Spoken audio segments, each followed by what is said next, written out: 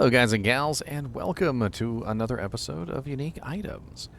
Today we're going to be looking at, I think, the last shield that I have on the list. I'm not 100% sure. I keep finding items here and there peppered around that I haven't that I haven't done, and I gotta do a little bit of work catching up. But this one is the Stormchaser. I could never pronounce this one right. I always want to say Scutum, but there's no P. It's just Scutum. It's like Scutum, Scutum. Scutum, Scutum, Scutum, Scutum, it's Scutum, Scutum, it's Scutum. I'm stupid. The Stormchaser is a exceptional level shield, and it does have some kind of quirky mechanics on it, which could be interesting in certain builds. In fact, I actually use this on a very specific build because of the mechanics that it has, and we'll go over that. So this is 198 defense with a 64% chance to block, and 64% chance to block for paladins. It does have a lower percent chance to block for Amazons, assassins, and barbarians at 59%, and druids, necromancers, and sorceresses are 54%. It also has a smite damage of 11 to 15, durability of 62, 71 strength requirement, which isn't too bad at all, and it's only level 35, which is pretty low level. 35 is literally before you even get to Nightmare difficulty, by the way. We have 4% chance to cast level 5 Tornado when struck. Now, Tornado is the ability that Druid has. Comes out and it kind of travels for a little while, hits multiple targets.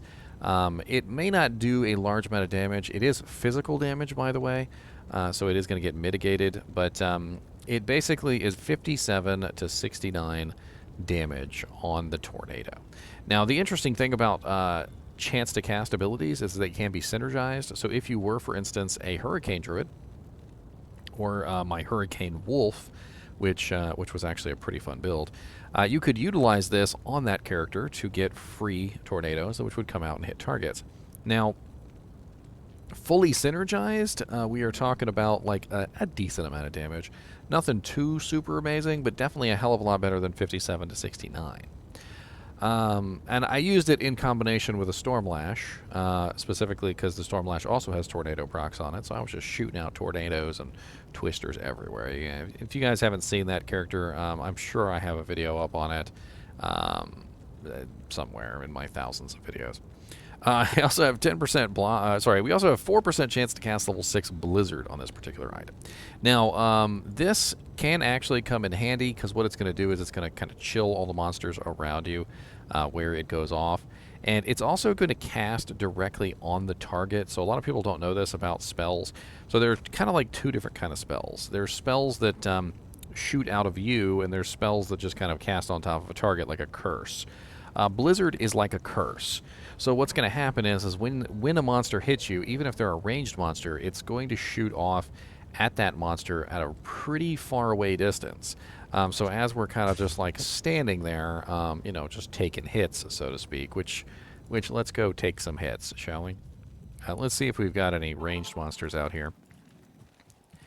A lot of the times there's archers and, of course there's no archers there today. Archers and spear cats and all sorts of stuff, which could potentially chuck some little doodads. There we go. We got spear cats. So let's see if we can get them to trigger the effect on themselves. There you go. And notice it didn't cast on me. It cast on them. And, of course, the tornadoes, however, do come from me. So there's kind of like the dichotomy there between either the effect coming from me and the effect not. Now, because Blizzard does cast directly on the monster, it actually does come in handy, and although it doesn't do like the most amazing damage, level 6 Blizzard will do 138 to 178 damage, and it's per second, by the way. So we're talking about a pretty decent amount of damage at level 35 that could probably actually kill some targets, and the tornado also is probably actually going to do enough to kill some targets. Now, that's unsynergized, of course. If you were using this on a sorceress, specifically a cold sorceress, who was obviously, you know, going to have like glacial spike, glacial blast, you know, ice bolt, etc., and they were beefing up their blizzard, and you did get struck with this, the level 6 blizzard might actually save your life because it's going to just spam a bunch of blizzards all over the place. And of course, there's a casting delay on blizzards, so you can only cast so many blizzards at any given time anyway. And having multiple blizzards up from when you get struck could be very helpful defensively. And it's going to do a hell of a lot more damage than 120 to 159 if you have it synergized. We also have 10% faster block on here, which is also going to come in handy for any of those characters that are not paladins. Obviously, paladins can use faster block as well, but most of the characters that are not paladins need faster block to actually use their shield properly. We also have 20% increased chance of blocking on here, which is why we are at 64%. 150 to attack rating, which makes this a very excellent shield for a melee character.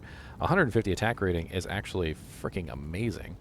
I didn't. Why did I never know this shield has 150 attack rating on it? That's like kind of insane. If we take a look at our attack rating real quick, let's throw a skill up. So here's Zeal, and then let's grab I don't know, fanaticism or something. We don't have fanaticism. Just throw conviction. All right, so we're looking at Zeal. We've got our fake plague phase blade. We got 1,871 to 2,156. A pretty nice little bump in attack rating there for putting on the shield. And at level 35, 150 attack rating is kind of massive. That's kind of insane, actually. And if you combine that with, like, attack rating rings and a decent weapon, I could see that actually helping out a ton. We also have 1 to 60 lightning damage on here, which is actually pretty high for a level 35 character. At level 35, 60 lightning damage could actually come in handy to help kill some monsters. It's not going to be your significant, like, main port of your damage or anything, but it's certainly going to help out a little bit. As you can see, I go from 498 to 499 and 676 to 736 for putting the shield on. We also have 220% enhanced defense on this, which does vary by quite a bit, from 160 to 220%. So a pretty big variable there on the ED. And then we also have lightning resistance of 50%, which does not vary. Very high amount of lightning resistance, which certainly will come in handy when you're fighting gloams in Plains of Despair. And we also have half freeze duration, which hopefully by this point you've gotten your hands on some Cannot Be Frozen, but if you haven't, half freeze duration is better than nothing. The ethereal version is 297 defense, 64% chance to block, 11 to 15 smite damage, and it also has the strength requirement a little bit lower at 61 at level 35. Now, you could theoretically throw this on a mercenary, but not a lot of this is going to be useful for the merc.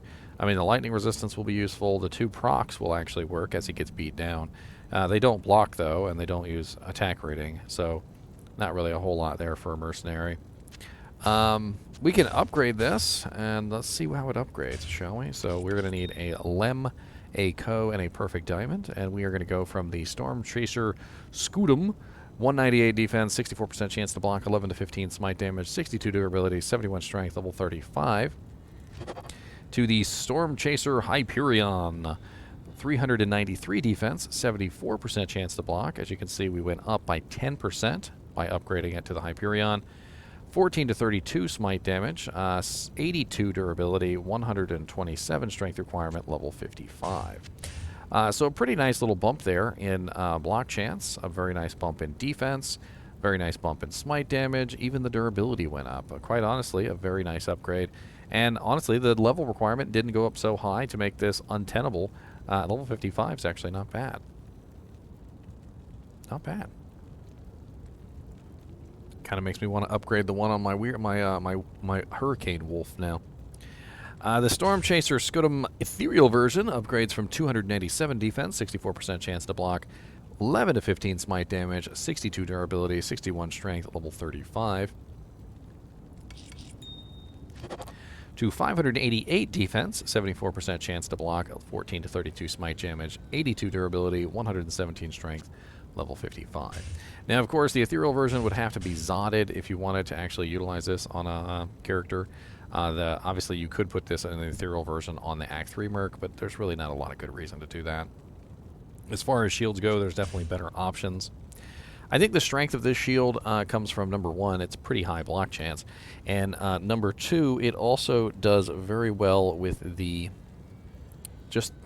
crazy procs when struck. Now, 4% chance is not really like too amazing, but used in combination on like a procking character, specifically a character that's designed around procking, it could be an interesting choice. As I told you guys, I actually made myself a Hurricane Wolf. Now, you might be asking, what the hell is a Hurricane Wolf? Like I said, I do have videos up of my Hurricane Wolf, and basically what my Hurricane Wolf is he is a character that utilizes basically every single like chance to cast ability revolving around the Druid Elemental tree. So he uses Windhammer Ogre Maul, which has procs for Twisters. He uses the Stormlash, which has procs for tornadoes. He casts the Hurricane on himself so that he has that running nonstop. He also utilizes Cyclone Armor, so that he has a massive amount of Cyclone Armor. He also utilizes Carrion Winds, which have Twister procs on them, and the Rain Runeword Armor, which has Twister procs, and it also has Cyclone Armor procs. So utilizing all of the piece of equipment together, Stormlash, Stormchaser, Windhammer, Carrion Winds, the Rain Armor, and all of that as a whole, and as well as having every single one of these abilities beefed up to their maximum so that the synergies are as high as possible. All of those little tiny effects that come from those items actually become much higher damage abilities. I'll see if I can find a link to my Wind Wolf video, kind of like showing him off, but I'm sure if you look up something like the Windhammer Ogre Maul or any of those items that are related to the Wind Wolf, I talk about it there as well. And it really is a fun build because you're just shooting out Twisters everywhere and everything is stunned all the time, shooting out tornadoes all over the place, and the Hurricane is of course running all the time. And you don't really even have to worry about too much elemental damage because you have a maxed out Cyclone Armor running on your amazing little wolf here, who is using Fury, of course, because you want to attack as fast as possible with a chance to cast ability. Let's take a look over at Silo's Pen real quick, and let's see where we could potentially find this item if we want to get our hands on a Stormchaser. So we're going to do about 100% magic find since it's level 35, and we're going to take a look at bosses first. And at level 35, we'd really like to find this in normal difficulty, so let's do a quick check just to see if there are any monsters that drop it in normal. Bale can drop it at 1 in 14,848, but pretty rare chance there. So instead, we're looking at Nightmare. And Dariel at 1 in 1,740 is probably your best bet for a level 35 character getting your hands on this shield.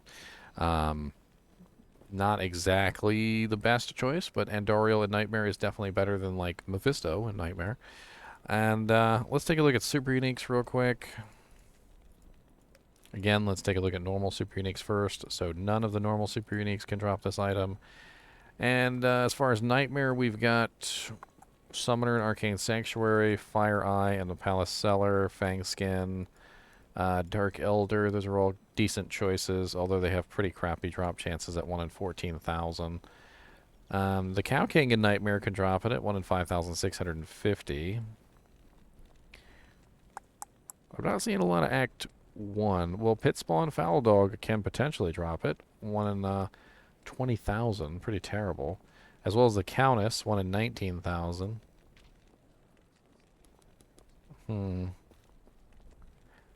So it looks like to me your best bet is Andariel or Fire Eye. Those are your two best target options, I feel like, for this particular shield if you wanted to try and get your hands on it. Anyway, as always, I do appreciate you guys and gals watching my videos, even when we're talking about the Stormchaser. And just really quickly, let's take a look at the appearance of the Stormchaser as we exit out of this video.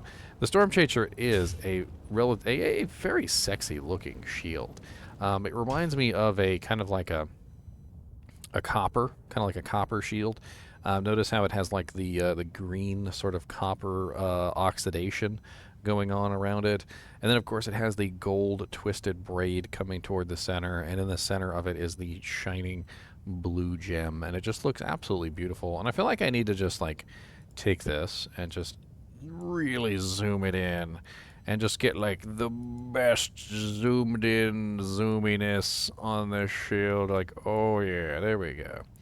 Like, look at this thing. I mean, it's just a very sexy graphic, and it's definitely one of those shields that I think a lot of people would be interested, maybe even transmogging onto other things. And I know I've talked about transmog before in several other videos, but I really do feel like transmog is something that should make its way to Diablo 2 eventually, specifically because they just have so many amazing graphics like this built into the game. Now, I don't want to necessarily see any new graphics put into the game. I just want to see the original graphics, the ones that were in the game, the ones that have always been in the game. I want to see them get utilized more often. Especially since rune words were added. I feel like rune words were one of the biggest horrible things that happened to this game, and you guys might laugh at me for this, but let me explain this. Rune words look ugly, okay? They don't have any color to them. They don't have any special graphics. More often than not, when you make an item in a rune word, you just have the bland, regular versions of the items, and we have all these amazing, like, ridiculously detailed, unique items like this. And what? And for what? Nobody uses them because the rune words are better, right? So give us the ability to take these amazing items, these amazing looking items, and you know, transfer the appearance. I would really like to see that.